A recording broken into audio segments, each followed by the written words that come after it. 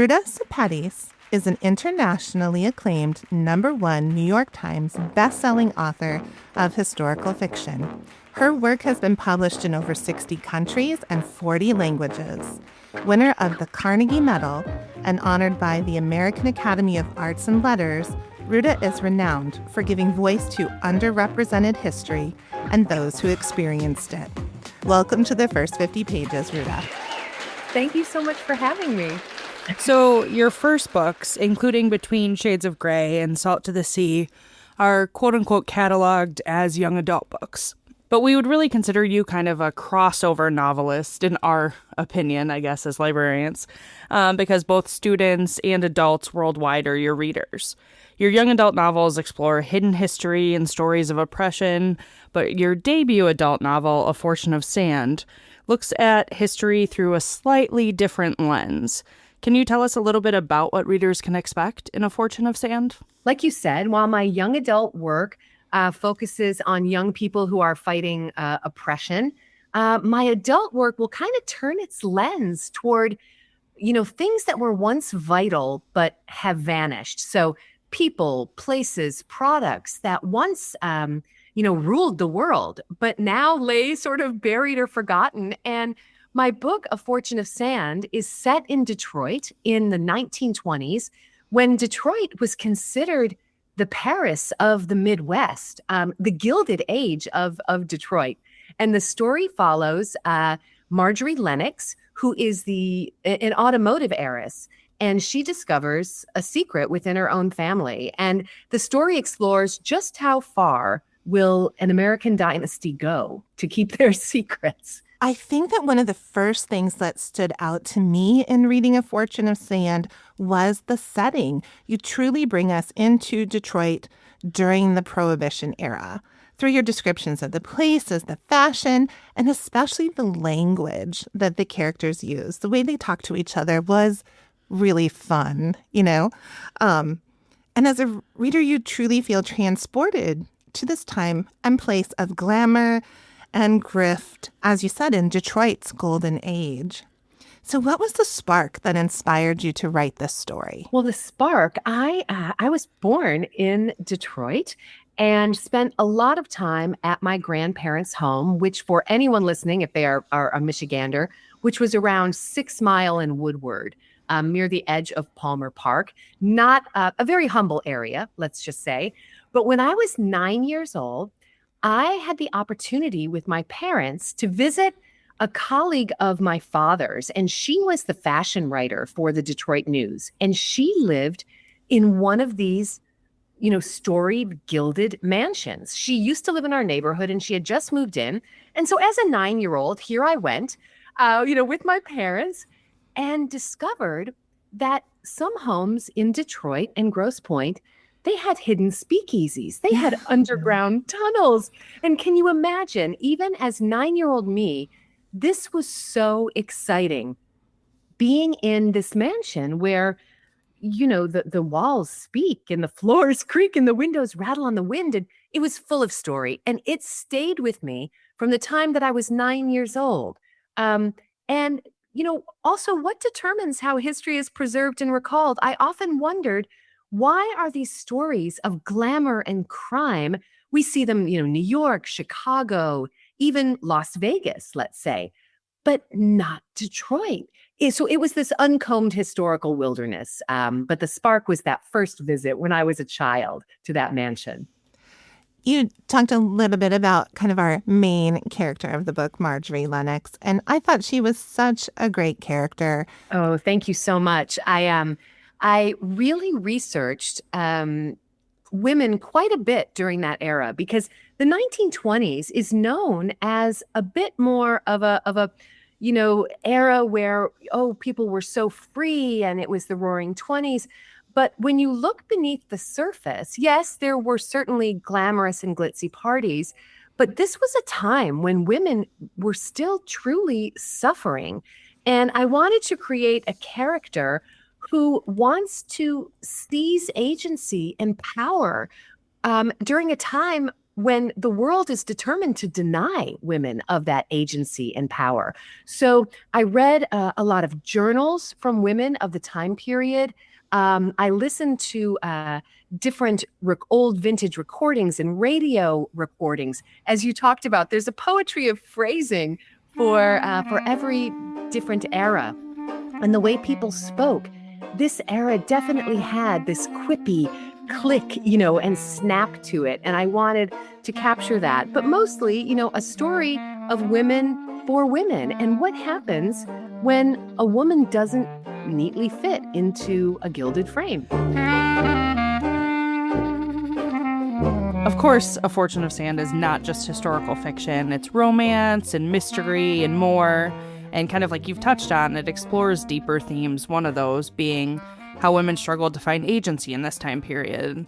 Of course, one of the fascinating rabbit holes I went down was the story of the Eloise Asylum, which, for our listeners, was a real place. It seems that any woman living in the area that was behaving badly at that time was threatened with being institutionalized. Did your research for this book uncover any new truths for you about the Eloise Asylum? So many. And for people living in Michigan or even in Ohio, Eloise was this dark shadow. My own mother and aunt whispered of Eloise Asylum and, people who may have been sent there or they heard, or this neighbor, or what I didn't know was the sad truth that so many women were involuntarily committed to Eloise. That if the husband wanted to get rid of them, it was like, I think you might not be all there. You're having these thoughts, these very interesting thoughts. I think you might need to be committed. And there were so many tragic stories. I stumbled upon a story about women in a neighborhood. Their friend, her husband had taken up with another woman and he wanted to get rid of her. And so he had her committed to Eloise. And these women, who were actually part of a reading circle, coincidentally enough, got together and they fought back. And they fought back all the way to court and went to court and they lost. The judge, ruled that, well, no, a wife is a man's chattel and he can make this decision for her. And so I thought a lot about that, about women's agency, also in relation to creativity, right? So in A Fortune of Sand, Marjorie is an aspiring designer and she's a seamstress. And she is accepted to this very exclusive arts residency where she meets other women. She meets a painter, she meets a furniture designer, who I based loosely on Florence Knoll, who was an orphan from Michigan and became a very, very well-known designer. There's a playwright there. And during this time, this was just not accepted for women to be in the arts in this way. And I wanted to explore that a bit. And I think it kind of just brings home the idea of kind of, you mentioned already that like the Roaring 20s, like you feel like we have this romanticized version of like what that decade or what that era means. And really, this is kind of like the underbelly of that. And exactly. Stories like this, of these worlds that were once so vital and have now vanished, they hold this elasticity, this fragile tension, right? Of like I say, when everything is still, when the world's dancing, but it's all going to come to a crashing halt. And I love, as a writer, I love that fragile tension. I loved the like bits of like name dropping that you used throughout the book. It really kind of made the whole story come alive even more for me. That, you mentioned Jack Dempsey and Harry Bennett, Cutter Bell, Harley Earl, Susan Langland. I found myself, looking up their stories and then wanting to learn more about them, which really just brought even more context to this period. Was there a figure that you included whose story you found particularly fascinating?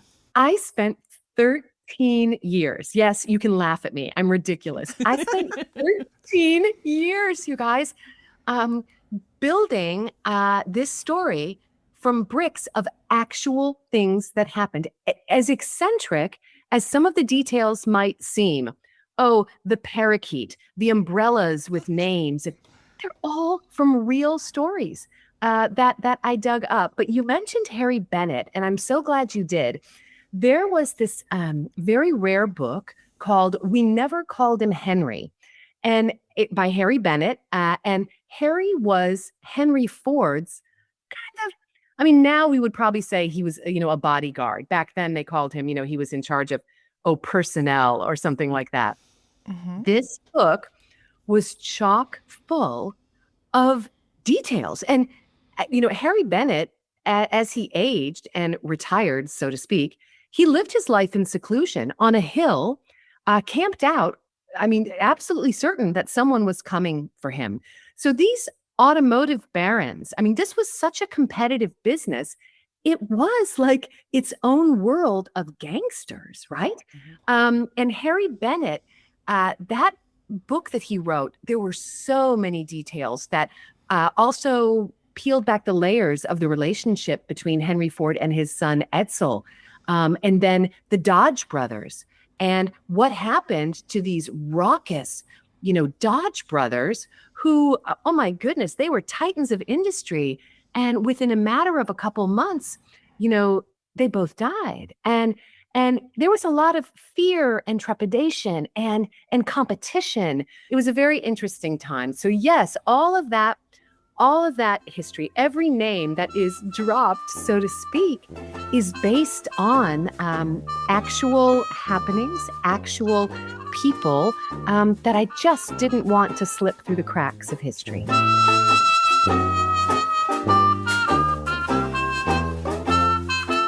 We are librarians, and we have a local history librarian at our library. And one of, I think, the most fun things that we have in our library are some of these local history displays that she does. She goes into clip files, and she's done like true crime. She's done, even we're having like a 100-year history of like the Sioux City Garden Club. And so she's fine. I mean, it is so very interesting to have that kind of at our fingertips to find that. And at the end of the book, you include some of those newspaper headlines that you came across in your research for the story. And it was such a treat at the end of the book to kind of get to look at those. And it also made me think about the media, like you say, how it has evolved and how maybe it hasn't. Those sensational headlines sell newspapers. And the rich and powerful work to keep their names out of those headlines. But it also the investigative journalism and the probing questions that work to uncover corruption. And I don't think I have a question here, but I think it's such an intriguing thing to think about. And it would really make a great book club discussion. Oh, well, but you're touching upon so many things that that excite me. First of all, your library and the displays. Did they do one on the buttons, the button capital of the world, Iowa, the Sioux City, and I mean, just incredible history that you have. And the other thing about the media, which you touched on. Remember, back in the day, newspapers. I mean, this was a big business, printed newspapers, and there were newspaper wars. And interestingly, you mentioned the ability of prominent families to keep things out of the news.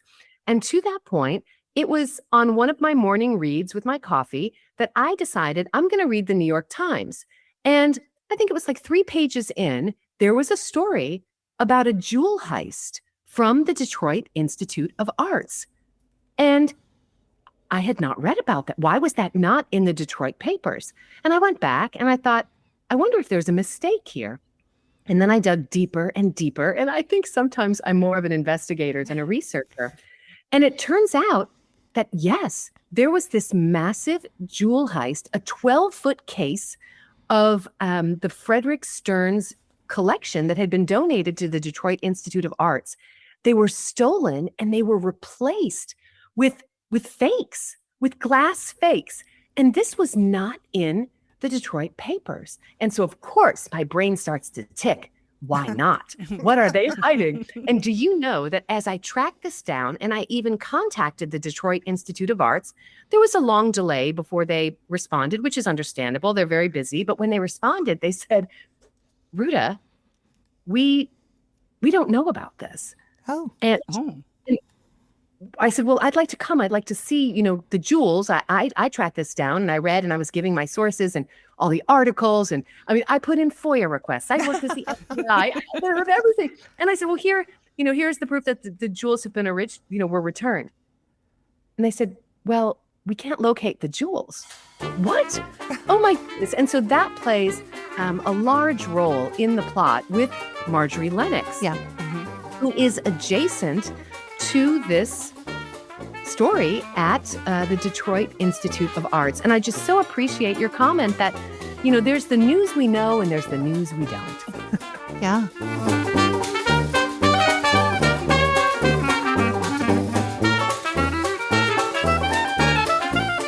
Kind of keeping in theme with our, newspaper discussion, obituaries kind of really became a lot bigger during this time and were really, kind of flourishing as not just like so-and-so died and like that was it, And of course, I love how fierce you made Chet at her job, capturing the life stories of Detroit's recently departed. What prompted you to give such importance to obituaries within this story?